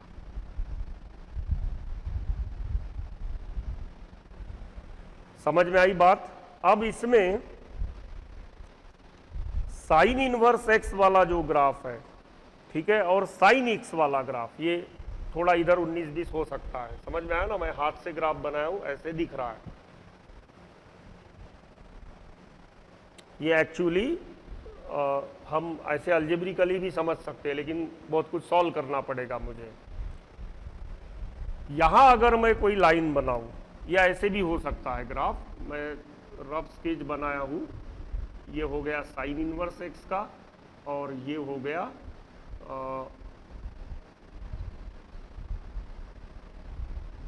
ऐसे। समझ में आया ना? ये पंखुड़ी आपको ऐसे दिखे ना दिखे कोई जरूरी नहीं है। मैं थोड़ा सा बड़ा ग्राफ ड्रॉ किया हूं ताकि आपको समझ में आए। ये बिल्कुल ऐसे चिपके चिपके दिखते हैं, ऐसे समझ में ही नहीं आएगा आपको कि कौन किधर से है, कौन किधर से है। ये समझने के लिए फिर आपको अलजेब्रिकली भी कुछ करना पड़ेगा। तो ऐसा कुछ मैंने ग्राफ बना दिया, ये मैंने हाथ से बनाया और रफ स्केच बना है। यहां अगर मैं कोई एक लाइन बना लूं,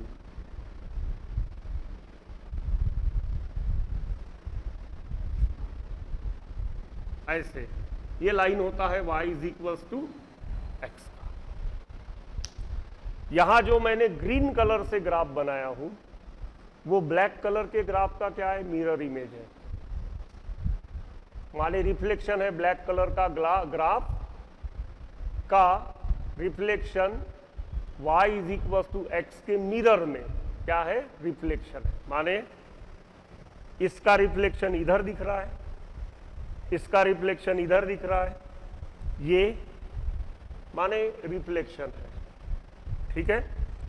अगर मैं y is equal to x इस लाइन के अलोंग में ग्राफ को मोड़ दूं तो ग्राफ क्या बन जाएगा, कोइंसाइड हो जाएगा। माने y is equal to x इस लाइन के अबाउट में ग्राफ क्या है, सिमेट्रिक है। माने the graph of sin inverse x is symmetric about the line y is equals to the graph of sin inverse x and sin x both are symmetric about the line of about the line y is equals to x। Clear? तो ये सब discussion आज हमने किया और बहुत सारी चीजें मैंने रब भी कर दिया। अब आपको क्या करना है, घर को सबसे पहले साइन एक्स का पूरा ग्राफ बनाओ। साइन एक्स का पूरा ग्राफ बनाते समय उसका डोमेन, रेंज सब मेंशन करो। बाद में सोचो कि साइन एक्स अपने खुद के डोमेन में क्यों इन्वर्टिबल नहीं है। क्यों इन्वर्टिबल नहीं होता है, क्योंकि वो 1 1 on 2 नहीं होता है। अब इन्वर्टिबल नहीं है तो इन्वर्टिबल बनाने के लिए फंक्शन को रीडिफाइन करो, डोमेन रीडिफाइन करना पड़ेगा। उस रीडिफाइंड फंक्शन का ग्राफ निकालो, उस ग्राफ को चेक करते हुए जितने पॉइंट्स निकाल सकते हो उस ग्राफ के साथ में लिखो। ठीक है। फिर रीडिफाइंड फंक्शन से इन्वर्टिबल फंक्शन का डोमेन और रेंज बनाओ। ठीक है। फिर साइन इनवर्स एक्स का ग्राफ बनाओ। साइन इनवर्स एक्स के ग्राफ को ऑब्जर्व करते करते जितने पॉइंट्स आप निकाल सकते हो सकता है मेरे से ज़्यादा पॉइंट्स निकालोगे, आप निकाल सकते हो, नो प्रॉब्लम। तो जितने ज़्यादा पॉइंट्स उसको ऑब्जर्व करते हुए निकाल सकते हो वो सब निकाल लो। फिर साइन एक्स के ग्राफ के ऊपर दूसरे कलर की पेन से साइन इनवर्स एक्स का ग्राफ बनाओ और y is equal to x का लाइन बनाओ। ठीक है। और फिर दोनों को कंपेयर करो कि आपको क्या मिलता है। ओके। साइन एक्स का ग्राफ जिस पेज पे बनाओगे आप और साइन इनवर्स एक्स का ग्राफ जिस पेज पे बनाओगे, एक ग्राफ को फिक्स रखो और दूसरे ग्राफ को रोटेट करते हुए इस ग्राफ को ऑब्जर्व करो। माने साइन इनवर्स एक्स के ग्राफ को रोटेट करो तो साइन एक्स का ग्राफ देखो। जब आपको साइन इनवर्स एक्स का ग्राफ रोटेट करते करते किसी वे से रोटेट करने से अगर साइन एक्स का ग्राफ मिलता है तो वो कब मिलता है वो देखो, चेंज ऑफ एक्सिस। ठीक है ना, वाई एक्सिस का एक्स एक्सिस और एक्स एक्सिस का वाई एक्सिस। तो ये सब चीजें आप खुद घर को साइन फंक्शन के साथ में करो। ठीक है। और घर को यही सब करने के बाद में सोचो कि कॉस के बिना किसी बुक की हेल्प लिए फिर आप कॉस के साथ क्या कर सकते हो। कॉस में ऐसे कितने पॉइंट्स निकालेंगे आप। तो जब मैं कल कॉस का पढ़ाऊंगा तो वो बिल्कुल फाइन बैठ जाएगा आपके माइंड में। आपके पास में क्वेश्चंस भी रहेंगे मुझे पूछने को, सर मैंने घर को बनाया था तो ऐसे, बना, मेरा क्यों ऐसे बना, आपका क्यों ऐसे बना, मैंने घर को बनाया था तो ये इवन फंक्शन आ रहा, आपका क्यों ऐसे आ रहा। ठीक है, तो ऐसे कन्वर्सेशन आपका होना चाहिए। ठीक है, तो ये कंप्लीट ठीक से कर लेना साइन एक्स का पहले, फिर देखते हैं कॉस एक्स का।